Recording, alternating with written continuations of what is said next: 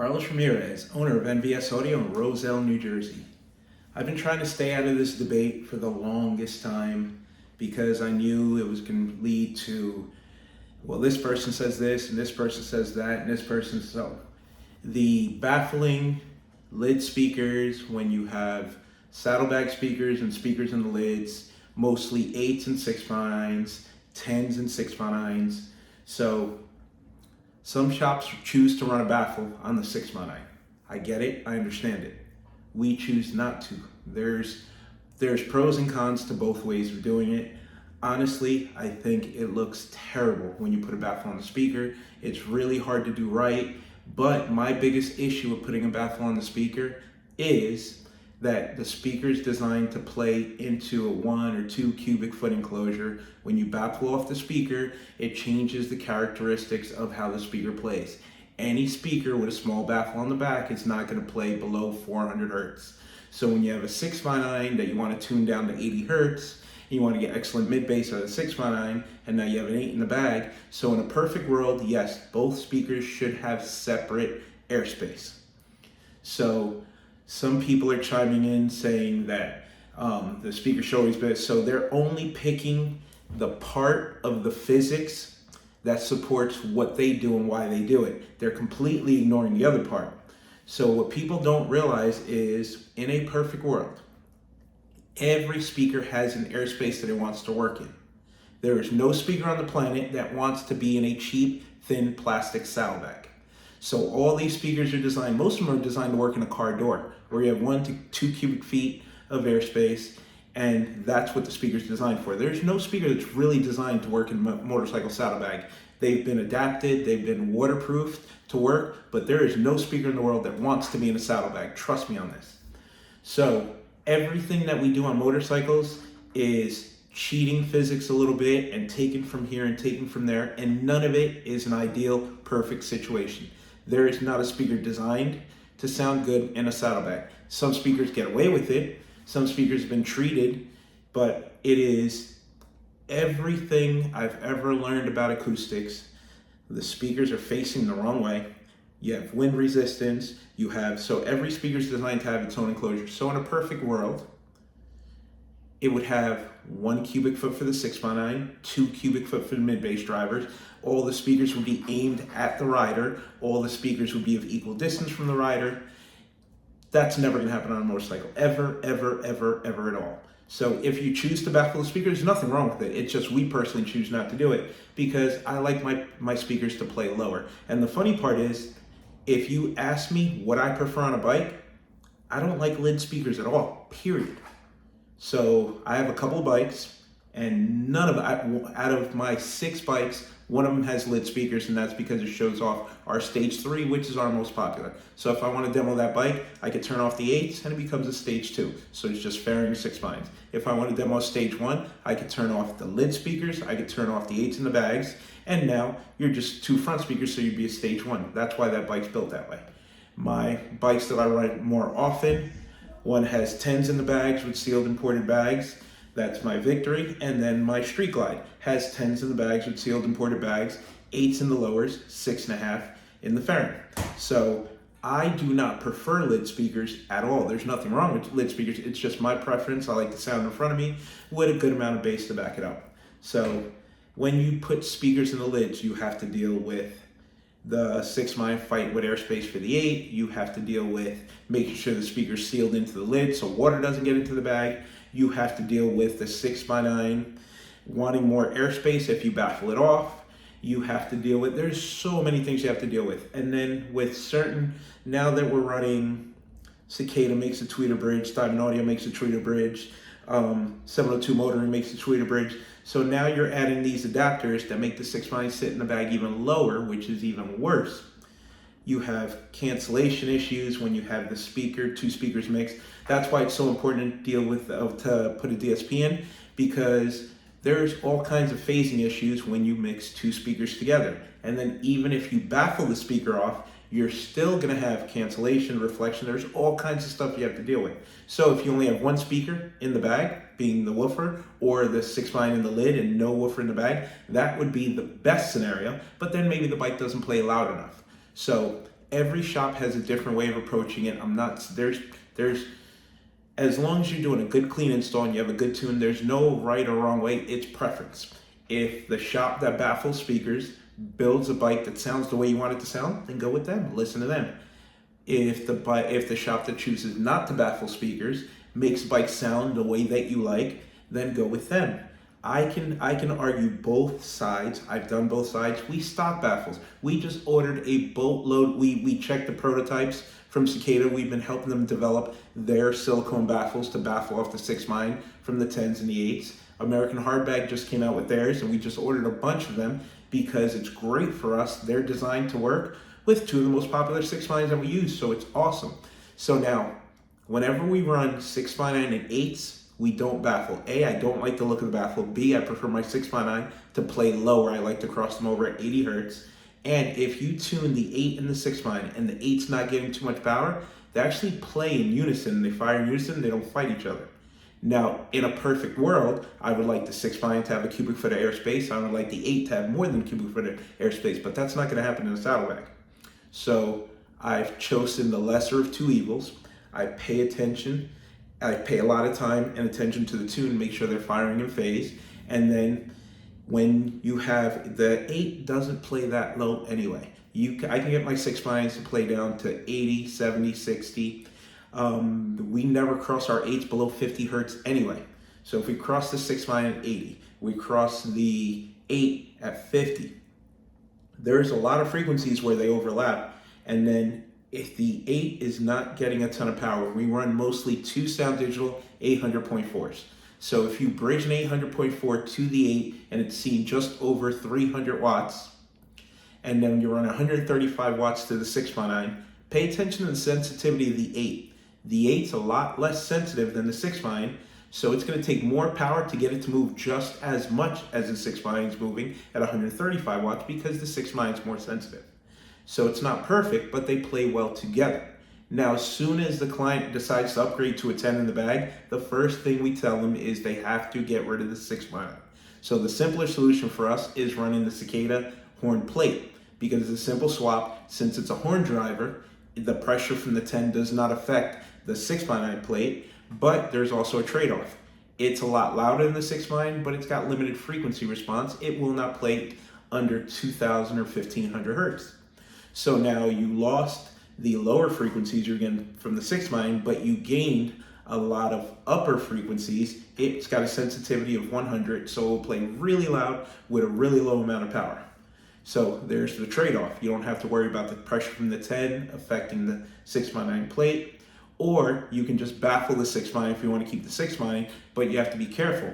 A lot of these woofers with the large magnet, the 6x9 will hit the ring or the woofer if you're running a big 6x9 like the Euphoria Expert 6x9, and especially if you had the space with the tweeter bridge, that 6 is 6x9 and down even lower. Now if you're running 8s in the lids, 8s in the lids, 8s in the bags, proper tune, you can get them to play really well together. There's a lot of guys out there doing a really, really good job of building fiberglass buckets that are giving these 8s a really good amount of space. It's not easy for a do-it-yourselfer to do these because making those fiberglass tubs, or even if you're using the Bama buckets, you have to trim it and cut it. I've seen some disasters where people have tried to cut them. I've seen some disasters from shops where they try to modify the bucket and there's 2 drywall screws holding it and there's all kinds of air leaking. I know Lex from XL Custom does an excellent job on his buckets. I know for a fact that Rob Farnsworth does a great job on his buckets. I know there's a bunch of guys. These are jobs that I've seen personally, and they look amazing. But it takes a certain amount of skill, and even if you purchase the parts from them, you still have to know how to bond them and shim them and adjust them to get the lids to open and close properly. And then it's still not optimal because now you don't have to worry about the pressure from the 10 affecting the 8, but you are stealing airspace away from the 10. So these are the reasons I don't like to run lid speakers in a lot of builds, because if you don't run lid speakers, then you eliminate all that headache. But in order to make the bike loud, a lot of these bikes need the extra drivers. They need the speakers and the lids. They need in order to achieve the amount of sound that the client wants or that the builder wants. So you could do it either way. We stock the baffles. If you want to buy the baffles, we can sell them to you. We keep them in stock. We just choose not to use them in our install. I don't like the way it looks, especially the foam ones. So you build a really pretty bike, the bike looks really good. Then you open the saddlebag, and I like a nice clean finish look. And that foam baffle sticking there, it just bothers me. It's not that it's wrong, it's just I personally don't like it. But if you choose to run baffles, there's nothing wrong with it. Just know that you're killing a lot of your mid bass, and you don't have to take my word for it.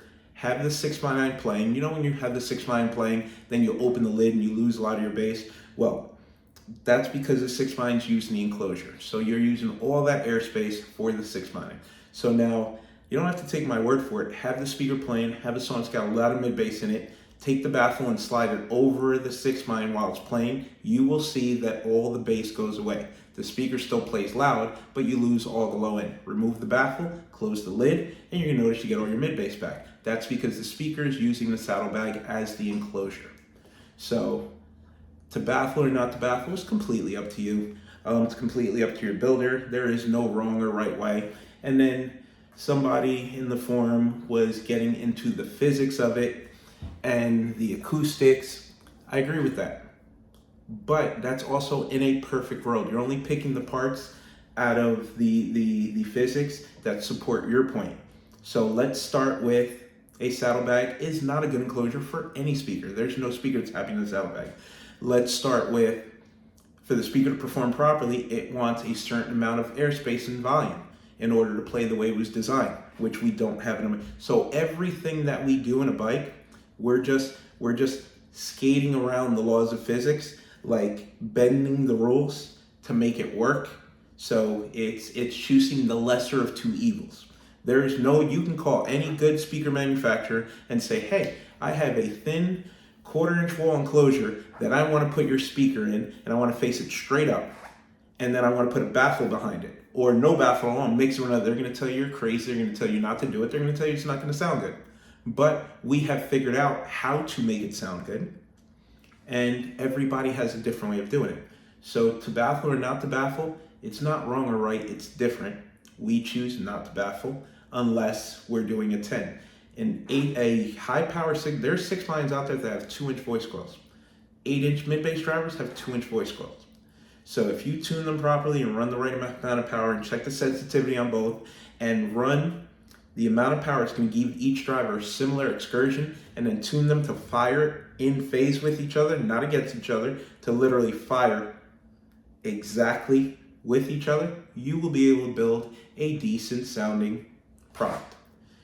If you baffle it off, then you don't have to worry about the speakers fighting each other, but you do have to worry about air leaks. Getting a 6x9 installed in the lid properly where it doesn't leak is hard enough. Now getting a 6x9 and a baffle installed is even harder.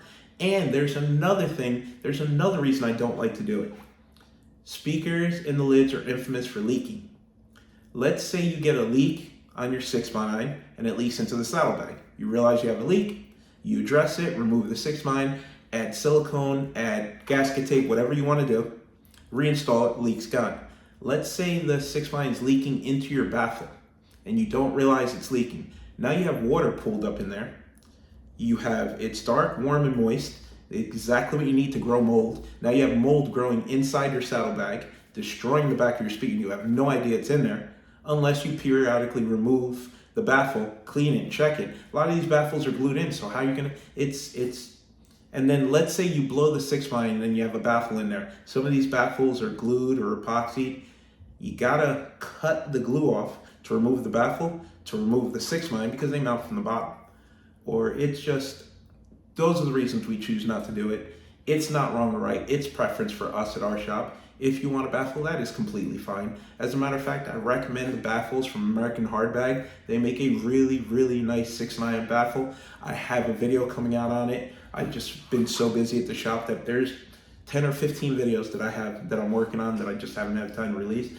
But check out the American Hardbag 6x9 baffle. It's a really, really nice design. It's like everything else that they do. They've put a lot of thought into it and it looks good. It's a very clean finish. The fit and finish is awesome, which we love. It's a great product. It's gonna work. And hey, for you baffle guys, there's a perfect solution. But we're going to stock it because we have a lot of clients that start with 8s, and then 6 months to a year later, they decide they're willing to give up the bag space. The bike has a tour pack on it now. They want to go with 10s.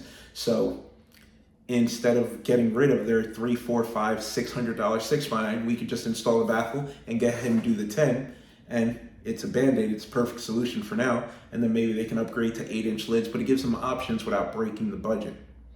Another thing I want people to understand is we build mostly rider bikes, not competition bikes. So we want to build something that's going to sound good, that the customer can take out in the rain and not worry about it. Plus, we have an upgrade program for our clients.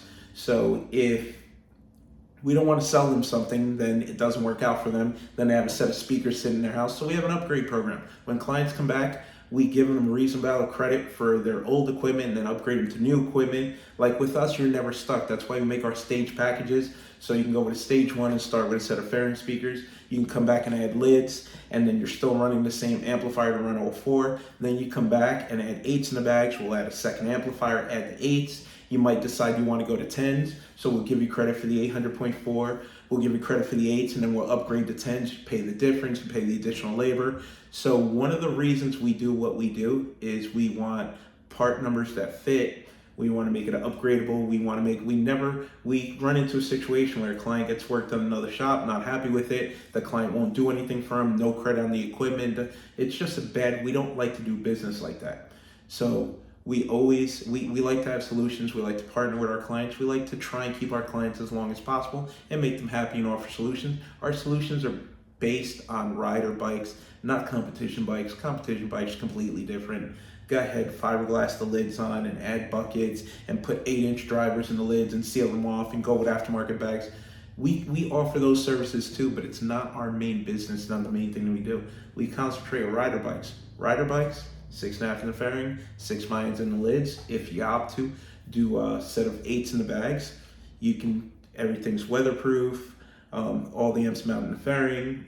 And if you have an issue, we have 3-year warranty on anything that we sell you, and lifetime warranty on the labor, so you're covered.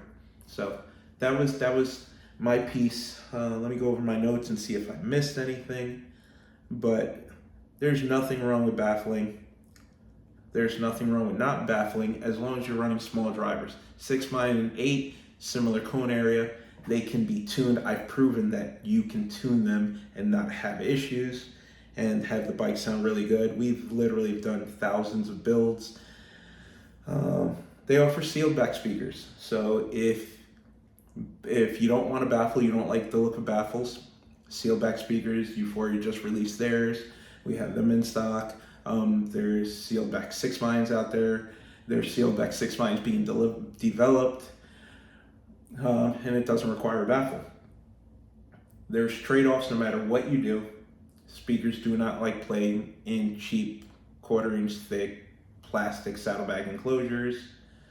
Sealed speakers do not play low, so if you get a sealed back speaker, just know it's not going to play below 400 hertz, below 300 hertz.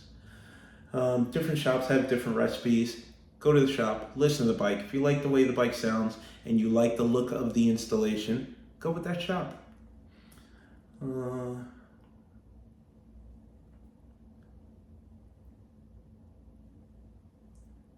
And that's it. Covered all the points.